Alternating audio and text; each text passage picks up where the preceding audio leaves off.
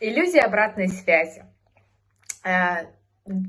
Недавно в очередной раз обратила внимание на то, что когда люди дают обратную связь, они говорят о себе, и эта обратная связь, по большому счету, словно бы и не развивающая. Сейчас поясню, что я имею в виду.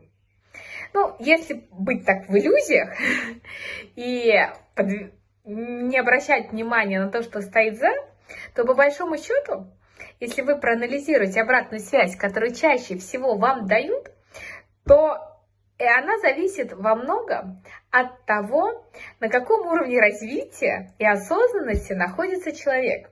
С точки зрения спиральной динамики, рефлексия, то есть способность реально поставить себя на место другого человека, появляется только на зеленом. А умение выйти над ситуацией, посмотреть вообще со стороны на ситуацию, появляется только на желтом. То есть та обратная связь, которая предполагается мы ждем, она по большому счету появляется только на желтом уровне. А теперь оглянемся, как много людей из тех, кто дает нам обратную связь, проживают полноценный желтый уровень. Собственно говоря, вот вам ответ на вопрос, почему обратная связь – это лишь иллюзия. Потому что, по большому счету, как я замечаю, давая обратную связь, понятно, на бежевом ни о какой обратной связи не может идти речь, да, это очень такой эгоистичный, погруженный в себя уровень. На фиолетовом, по большому счету, люди не дают обратную связь, они, в принципе, еще не способны разговаривать с точки зрения своих ожиданий, с точки зрения понимания своих чувств, своих ощущений. То есть фиолетовый такой очень сильно созависимый уровень. Я это ты это я, но такой уровень скорее слияния. На красном любая обратная связь – это мое видение тебя. Я вижу цель, я не вижу препятствия. И на красном моя обратная связь вам, она скорее касается, насколько вы, дебилы, не можете достичь целей, и насколько вы делаете то, что я хочу. То есть красная обратная связь – это раздача тумаков, по большому счету. Красный даже хвалить не умеет. Красный умеет только наказывать. На синем обратная связь, она становится уже структурированной, потому что есть правила. И если мы дадим алгоритм обратной связи, то люди ее дадут. На курсе «Фасилитация для лидера» я даю участникам алгоритм АРИТ, такого сфокусированного обсуждения, где мы четко структурируем. Сначала говорим факты, потом даем эмоциональный отклик, потом уже интерпретируем, как мы замечаем, что происходит, почему, а потом уже предлагаем решение. И я могу сказать, что единицы людей остаются в рамках того этапа обсуждения, который происходит. Как правило, все начинается с интерпретации. Ты сделал вот так, надо дать вот так. То есть даже на синем уровне, когда мы даем четкую структуру, люди начинают оценивать. И обратная связь – это, по сути, мое субъективное мнение, хорош ты или плох. Но поскольку я сама несовершенна, я могу тебе дать обратную связь только из своих зашоренных представлений, как должно быть. То есть это не развивающая обратная связь, это, наоборот, ограничивающая, вгоняющая в рамки обратная связь. Вопрос, вообще она вам нужна? Пошли дальше. Оранжевый. На оранжевом я крутая, и мне важно самоутвердиться за ваш счет. Мне важно, вы все для меня соперники, и мне важно показать, насколько вы лошары, потому что чем больше вы лошары, тем круче я, выше только звезды.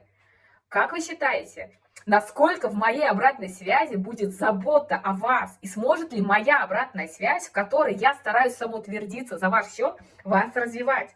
Пошли на зеленый. На зеленом действительно появляется та самая способность сочувствия, способность поставить себя на место. Но опять же, я буду ставить себя на ваше место, но смотреть опять-таки в рамках моего представления о том, как вы могли бы это сделать. И, кстати, на курсе «Фасилитация для лидера» я тоже с этим сталкиваюсь. То есть, по большому счету, люди, смотря работу другого, они думают, а как сделал бы я? И дают обратную связь, по сути, не тому человеку, и слышат не того человека, который говорит о себя, ставят на его место и пытаются, опять-таки, показать свое превосходство над ним. Обратная ли связь это? Опять же, в чем ценность такой обратной связи? И все больше размышляя над этим, я прихожу к выводу, что обратная связь сильно переоценена. Да, рефлексию нужно развивать, способность посмотреть на себя со стороны.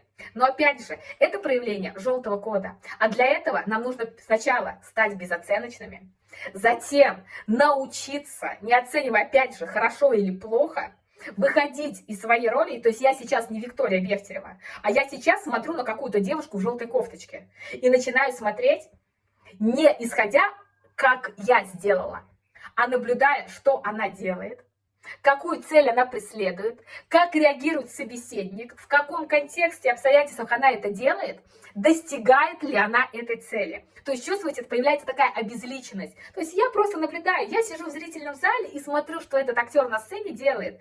И я тогда даю обратную связь, исходя из того, что этот человек хочет и что он делает. И вот тут начинают зарождаться как раз первые зерна той самой обратной связи, о которой говорят. Итак, тогда я что предлагаю? Чтобы пробудить в себе то состояние, погрузить себя в то состояние или того человека, от которого мы хотим получить обратную связь, в котором хоть как-то будет полезна обратная связь, можно пойти очень простым путем. Такая шаговая ступень. Первая.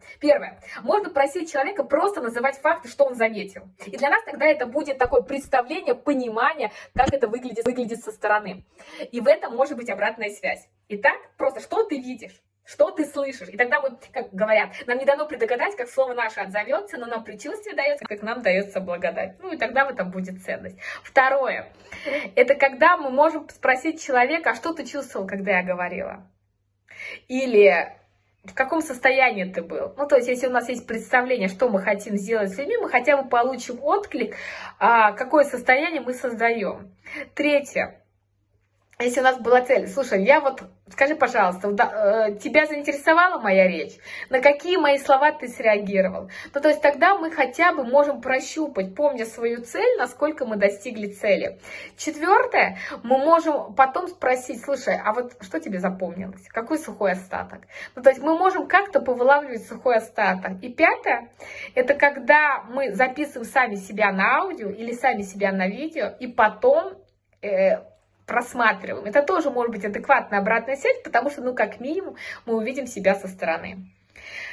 Итак, мои размышления привели меня к тому, что обратная связь – это обман. Что обратная связь – это иллюзия и фикция. И обратная связь действительно может стать ценной, только если перед нами человек с проявленным активным желтым кодом по спиральной динамике. И в этом видео я объяснила почему. А как у вас? Поделитесь своими наблюдениями.